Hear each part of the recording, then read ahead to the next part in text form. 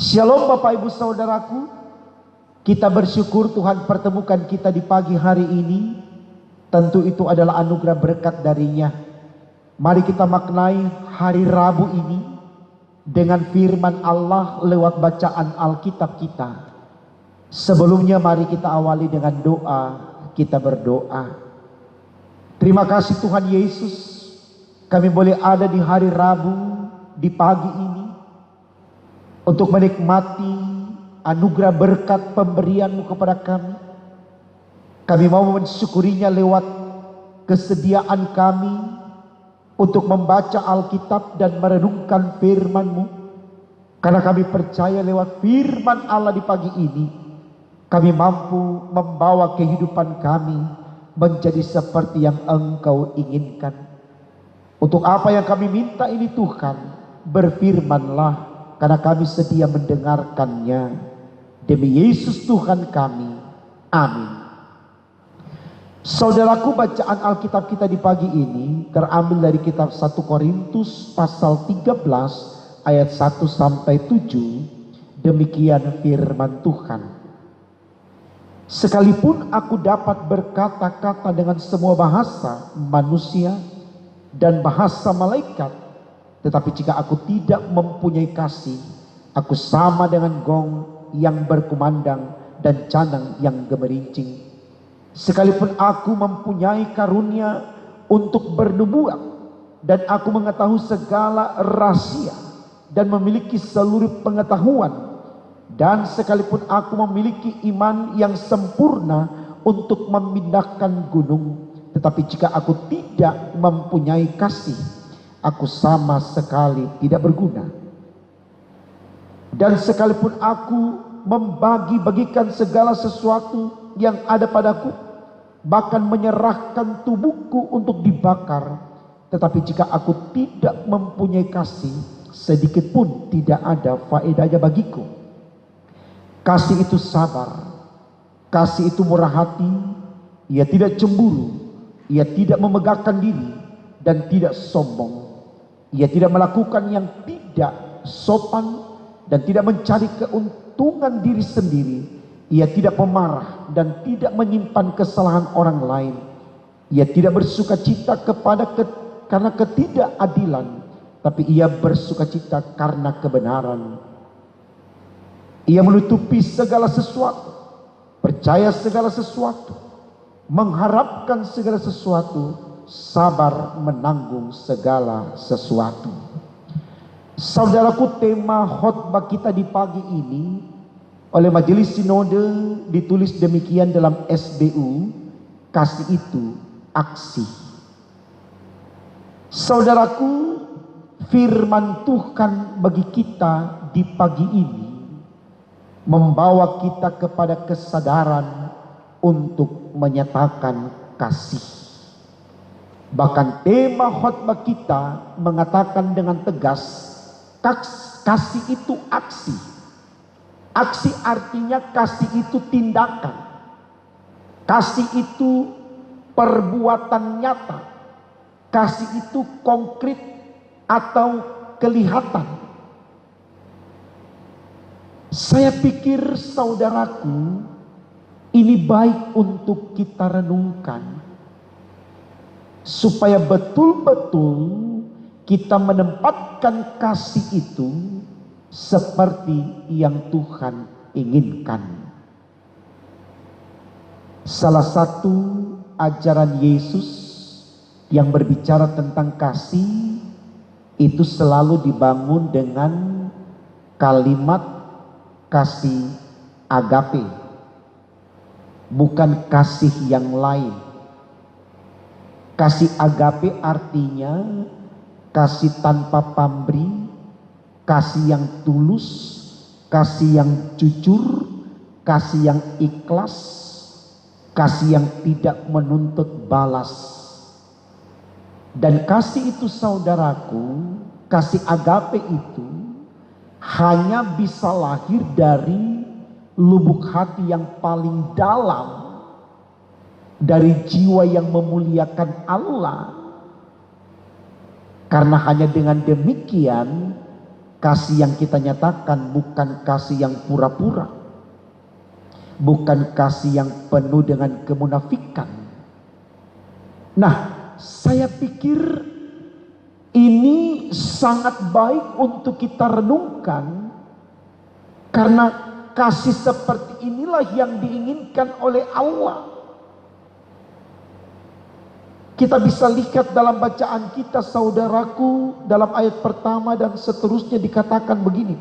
Sekalipun aku dapat berkata-kata dengan semua bahasa manusia dan bahasa malaikat, tetapi jika aku tidak mempunyai kasih, aku sama dengan gong yang berkumandang dan kerincing dan canang yang gemerincing. Sekalipun aku mempunyai karunia untuk bernubuat dan aku mengetahui segala rahasia dan memiliki seluruh pengetahuan, dan sekalipun aku memiliki iman yang sempurna untuk memindahkan gunung, tetapi jika aku tidak mempunyai kasih, aku sama sekali tidak berguna.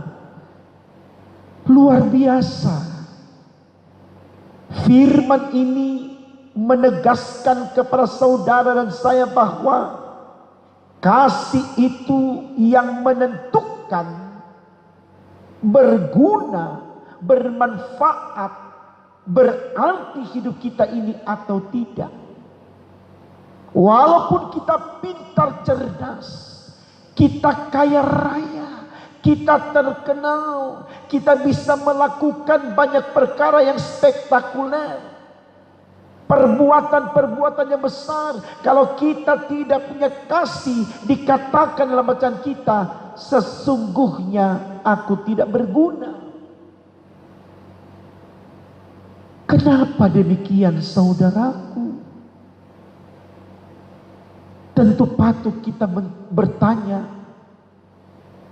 supaya kita bisa tahu jawabannya. Mari kita melihat Yesus. Apa yang diteladankan Yesus di dalam dia menjalani kehidupannya? Benarkah dia menyatakan kasih seperti yang diuraikan dalam bacaan kita saat ini? Saya katakan ya. Kenapa ya? Karena Yesus sudah mengajarkan itu langsung tentang hukum kasih yang dituliskan di dalam kitab Injil Matius pasal 22 ayat 37 sampai 40. Ada dua penekanan kasih yang disampaikan Yesus di sana. Yang pertama, mengasihi Tuhan Allah dengan segenap hati, segenap jiwa, segenap akal budi. Dan yang kedua, mengasihi sesama seperti kita mengasihi diri kita sendiri. Mari kita lihat, saudara, kedua penekanan kasih yang diajarkan Yesus kepada manusia. Mengapa dikatakan kita harus mengasihi Allah dengan segenap hati, segenap jiwa, segenap akal budi? Maksudnya adalah ketika kita betul-betul mengasihi Allah dengan segenap hati, segenap jiwa, segenap akal budi, maka tentu kita tidak akan berbuat jahat di hadapan Allah. Kenapa? Karena kita mengasihi Dia. Kita tidak akan membanding-bandingkan Allah dengan kekuatan atau kekuasaan yang lain. Bahkan kita tidak membuat Allah yang lain untuk menyembahnya, karena kita mengasihi dengan segenap penuh, total. Tidak ada ruang yang kosong atau hampa untuknya. Sehingga tidak akan ada kesalahan dalam diri kita terhadap Allah, karena kita sudah menempatkan kasih kita kepada Allah itu dengan segenap. Kata segenap yang dipakai di sini. Terus yang kedua, mengapa Allah mengajarkan atau Yesus mengajarkan kasihilah sesama manusia seperti engkau mengasihi dirimu sendiri? Coba saudaraku kita renungkan sejenak. Kalau kita mengasihi sesama kita seperti kita mengasihi diri kita, apakah kemudian akan ada kesalahan yang akan kita lakukan kepada orang lain, tidak. Karena saya percaya kalau kita orang sadar, kita betul-betul orang yang punya pengertian, pemahaman yang baik, maka kita tidak akan pernah menyakiti tubuh kita. Dan kalau kita tidak menyakiti tubuh kita, dikatakan dalam hukum kasih tadi, kasihilah sesama manusia seperti engkau mengasihi dirimu sendiri. Maka tentu kita tidak akan menyakiti orang lain, karena dia sama seperti tubuh kita. Kalau kita cubit tangan kita sakit, kita tidak akan cubit orang lain. Saya pikir ini luar biasa. Ajaran ini sangat luar biasa. Dan Yesus, saudaraku, tidak hanya sekedar berucap. Itu yang kita mau cari jawabannya tadi. Betul-betul dia memberikan keteladanan itu. Dia tetap mengasihi walaupun dia teraniaya. Makanya dia ajarkan dalam 1 Petrus 3 ayat 9, jangan membalas kejahatan dengan kejahatan, caci maki dengan caci maki, tapi hendaklah engkau memberkati. Ini yang dilakoni Yesus. Dia dihujat, dia diam. Dia dicaci maki, dia diam. Dia ditampar, diludahi, dia diam. Tidak ada action dari dirinya untuk memberontak, menunjukkan kekuatannya. Orang-orang memancing emosinya, ayo dong, masakan kamu yang bisa membangun bait Allah dalam 3 hari setelah dirobohkan, hanya karena kamu ditendang, kamu tidak bisa melawan, kamu tidak bisa menunjukkan kekuatanmu. Tuhan tidak mau terpancing dengan sesuatu yang tidak baik menurut Bapaknya. Dia hanya berkata, ya Bapa, ampuni mereka, karena mereka tidak tahu apa yang mereka perbuat. Luar biasa, saudaraku, sikap yang diteladankan Yesus. Bukan cemen, bukan lembe, bukan kalah. Itu yang dibahasakan oleh orang-orang yang tidak melihat Yesus dengan iman. Tidak demikian, saudaraku. Yesus lakukan semuanya itu supaya dia bisa mencapai tujuan akhirnya. Karena kalau dia tidak mati, dia tidak bangkit. Kalau dia tidak bangkit, dia tidak naik ke sorga. Hari Kamis kita akan rayakan besok, hari kenaikannya. Dan kalau dia tidak naik ke sorga, dia tidak menjadi Tuhan untuk manusia. Jadi punya alasan. Sabar itu punya alasan. Tidak marah itu punya alasan.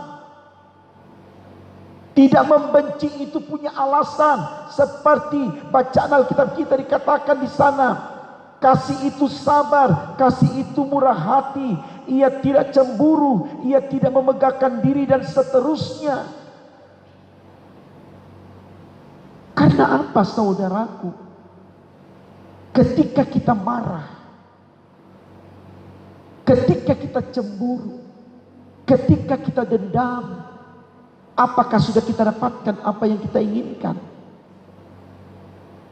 Saudaraku, ada perkataan orang bijak yang berkata begini, jika ada seseorang yang berbuat jahat kepadamu, pandanglah orang itu dalam keseluruhan dirinya atau dalam keseluruhan hidupnya.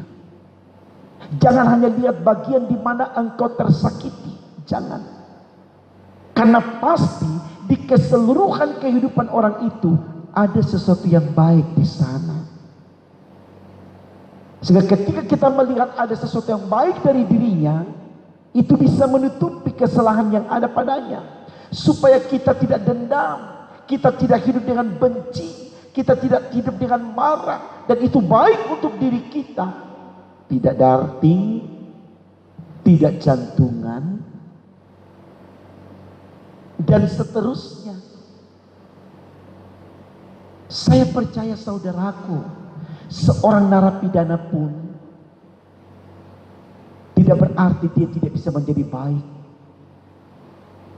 Karena dalam dirinya pasti ada sesuatu yang baik yang bisa dia bangun. Kalau dia mau berjumpa dengan Yesus, itu yang terjadi kepada Sakeus. Kalau orang hanya melihat dia sebagai pemungut cukai, orang gak simpati, orang gak suka, orang akan benci dia. Tapi ketika orang melihatnya dalam sisi yang lain, kita bisa melihat bagaimana Sakeus ketika dia berjumpa dengan Yesus, dia tunjukkan sisi yang baik itu. Malah saya katakan saudaraku, dia lebih baik dari orang-orang yang baik yang selama ini menilai dia tidak baik. Kenapa? Di balik kejahatannya, dia kembalikan semua yang pernah dia ambil dari orang berlipat kali ganda. Artinya dia berani merugi untuk menebus kesalahannya. Apakah kemudian sekarang kita mengatakan dia tetap jahat? Tentu tidak, saudaraku. Mari kita selalu melihat hal yang negatif dari orang, kita jadikan positif dalam diri kita, supaya kita bisa belajar dari orang bagaimana kita memperbaiki diri kita. Jangan selalu hanya kita melihat kesalahan orang, tapi kita tidak pernah melihat diri kita kalau kita juga kurang.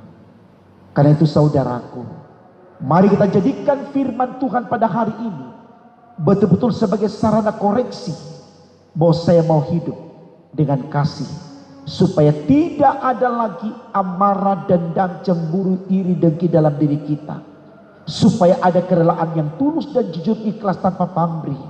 Kita mau hadir baik untuk Tuhan kita maupun untuk sesama kita manusia. Tuhan memampukan kita melakukannya karena Tuhan mengasihi kita dan kita mengasihi Tuhan. Tuhan memberkati firman-Nya. Amin. Mari kita berdoa saudaraku. Tuhan Yesus, terima kasih karena Engkau sudah memberkati kami di pagi hari ini dengan firman-Mu, untuk bagaimana kami mengedepankan kasih sebagaimana Engkau sendiri sudah melakukannya untuk kami. Kami mohon Tuhan, kami sungguh mampu mengartikan itu dalam kehidupan kami. Kami tidak menjadi orang-orang yang suka membenci. Kami tidak menjadi orang-orang yang suka marah. Kami tidak menjadi orang-orang yang suka bersaing dalam kecurangan. Kami tidak merendahkan orang lain. Kami tidak mengucilkan orang lain. Tapi dengan kasih yang Engkau berikan kepada kami mampu menghargai, kami mampu mengakui, kami selalu mengedepankan orang lain, dan kami melayani orang lain sebagaimana Engkau sudah melayani kami. Tuhan, kami mohon ya Allah di sorga, tolong berkati kami, karena hanya dengan berkat-Mu kami mampu untuk selalu melakukan kasih sebagaimana yang Engkau ajarkan kepada kami, mengasihi Allah dengan segenap hati, mengasihi sesama seperti mengasihi diri sendiri. Itulah yang harus kami lakukan dalam hidup kami demi untuk kemuliaan nama Tuhan.